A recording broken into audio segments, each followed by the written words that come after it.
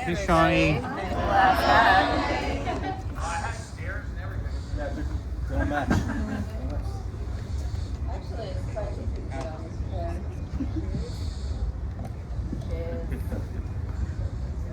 Hi. Hi. I'm gonna take one more. It's so cold.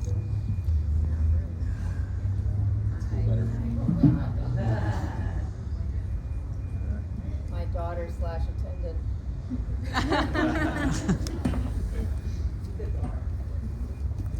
All right, thanks for coming, everyone. Welcome to Connecticut HorrorFest. Let's welcome Shawnee Smith.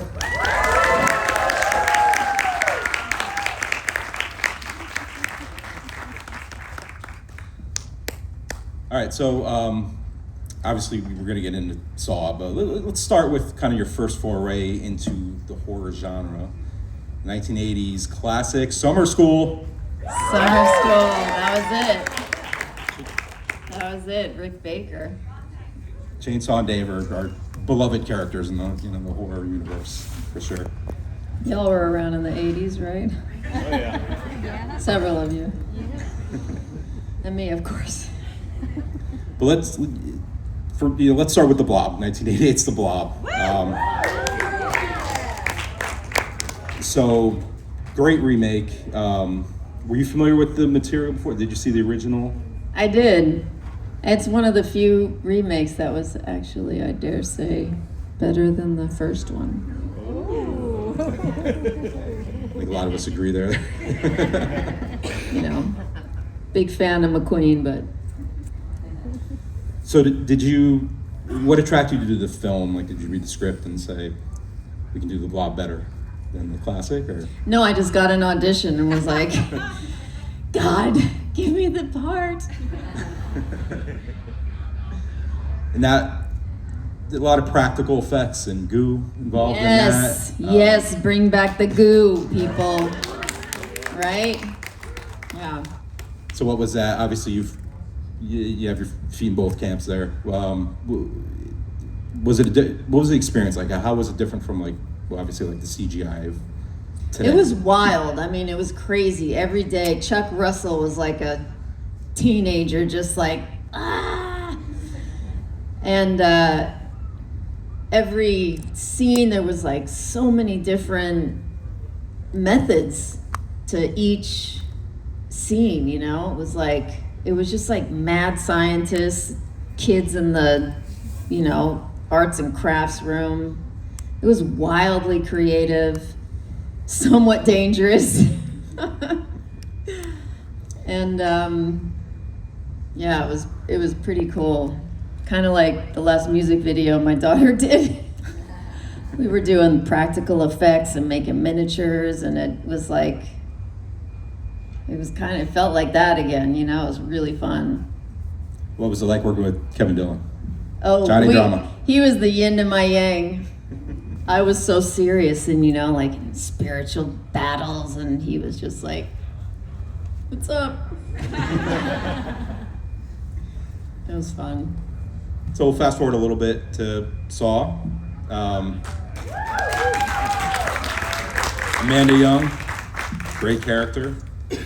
Obviously got more screen time as the... People need people. So what did you think when you read that script? Because that must have been crazy. I was like, I can't live through this. Not even for a day.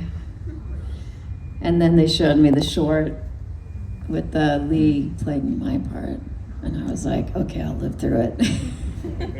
I mean, maybe. But I lived, thank God. Until 3, when we all died. Captain Hindsight, if I could be a superhero, might have changed that ending, but everything's as it should be, You guys with me? Yeah. Sometimes that's a harder pill to swallow than others. And obviously there's no way to know from the first one, there's definitely going to be sequels and there's going to be this huge franchise, but what did you think of the direction that your character took? Amanda Young is very fascinating. It was a wild journey. It was almost as if the whole thing existed already and I was just handed pieces of the puzzle, you know, when it was appropriate. I mean, I remember coming across before 3. I don't even remember how I came across this book. It was called A Bright Red Scream. And it profiled mostly women, but who were self-harming and, you know, cutting. And people weren't talking about that, you know. And I read the stories of these young women in that book, and I was like, wow, man, this is Amanda. And Darren Bousman and I really fought for that scene that we added. And then he fought for it to stay in the edit, you know, because it was kind of wild at the time. And then it ended up being, you know, something that a lot of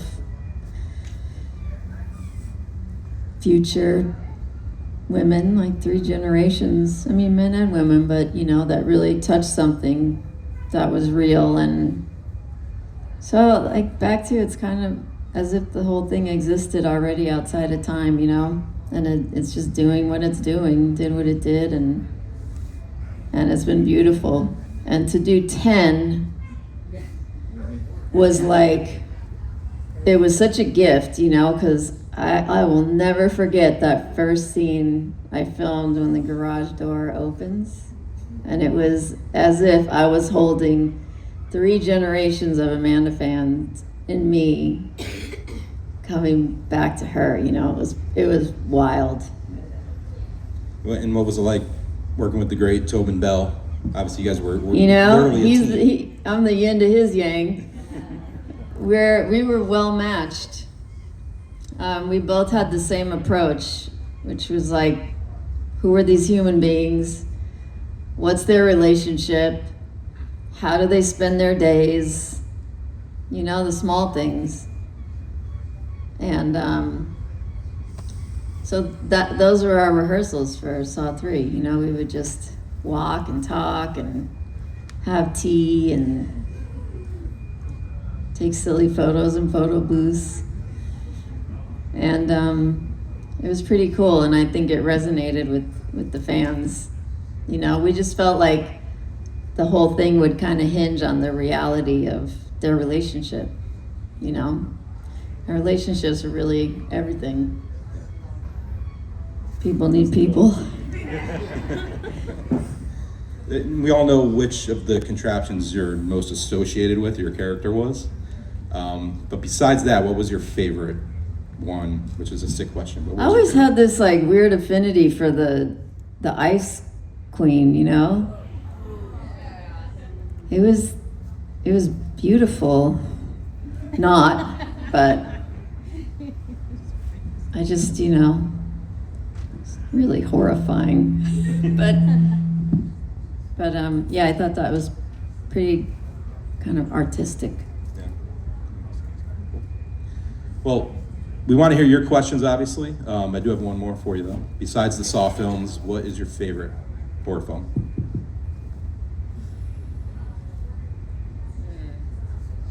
You know, that's a scary question to answer in crowds like these.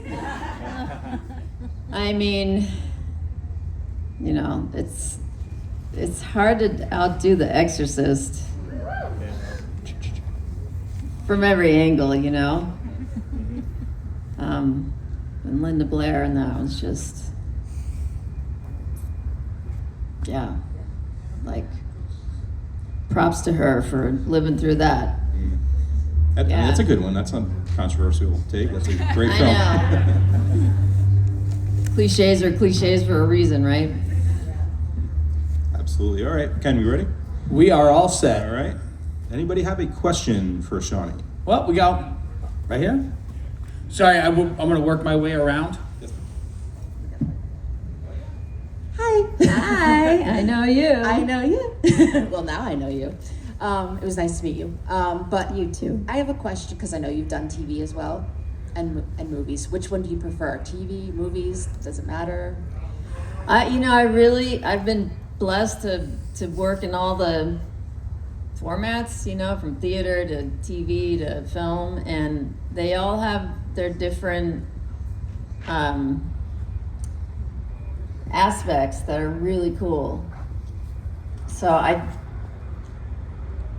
don't know. I mean, I guess theater is really the most bitchin', because it's like, you know, we all get into the room and it's like a kind of like a rock show, you know. It's like we're interacting and things are happening that are new and unique to that performance because of that. But yeah, so I guess theater. That's crazy. Maybe I should do another play. It takes some guts, and you know, you can't make a living doing that really. So I had to raise some kids. So now that they're all grown and handling themselves, maybe I'll do another play.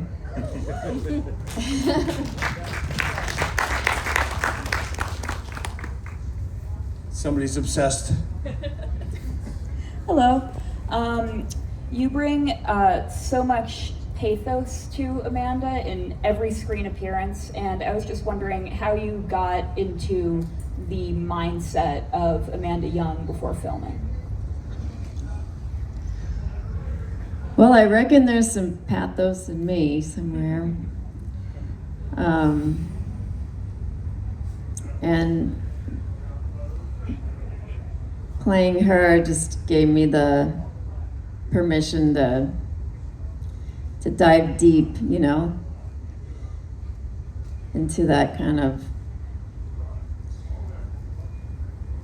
I don't know, those places. There are places that, you know, might not ever be clear in a life, you know, but they're there.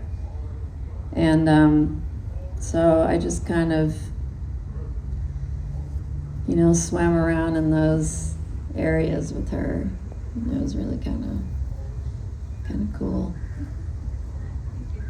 Thank you. Thanks for asking. They announced these new writers for the next Saw installment. They did?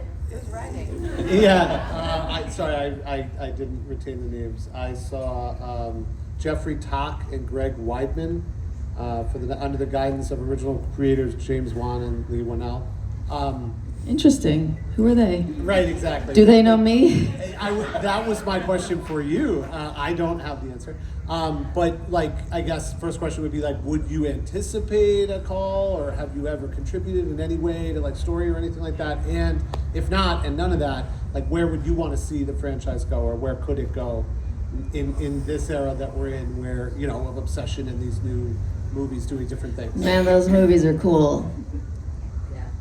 Yeah, those movies are exciting. And, you know, if they take it in a direction that's as inventive and unexpected as that would be cool. Kudos. And I literally have no idea if I would be a part of it or not. I'll try. And if I wasn't, I would expect the uprising. But yeah, I mean, I'm just as curious as y'all, you know. I know one thing, my hope, and I'm sure they will, number one is to respect the fans. Because you guys have made this. I'm coming, Sean. Over Lost on you there this for a side, I second. see there's a young gentleman over here. I was trying to make sure they didn't go crazy when Corey walks in. Oh. What's up, Corey? Hello, young man. Hello. Hi. Hi. My question. Let's hear it for young men. Woo! My question for you is, what was your favorite scene to shoot for Saw and why? That's a great question. I'm gonna think for a sec. My favorite scene to film was the beginning of Saw 10, because I had all y'all in me, in her. And that was just something I can't describe. It was way bigger than all of us. Great question.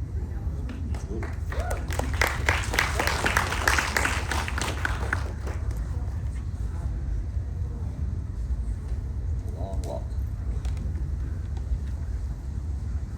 I'm glad you're not wearing my shoes. You'd be here forever. Hi, how are you doing? I'm great. How are you? Good, good. So, I gotta say, saw probably one of my favorite theater experiences of all time. Whenever Right? he stood up Oof, yeah. in that room. I'm curious to know, did you see that twist coming when you were reading the script? Any ideas whenever, and I'm curious to know whenever you read that in the script, what was your reaction? first time Nobody's you read the ending of that. But I do remember being at the first screening at Sundance.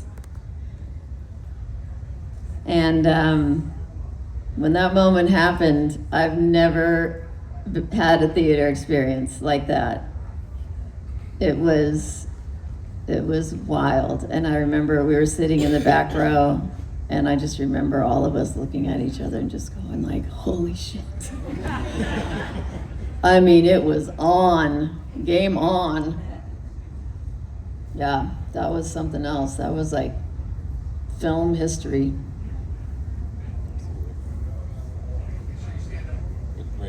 My name is Jameson. What's up, Jameson? I wanted to know what your least favorite role was and why. But my least favorite role.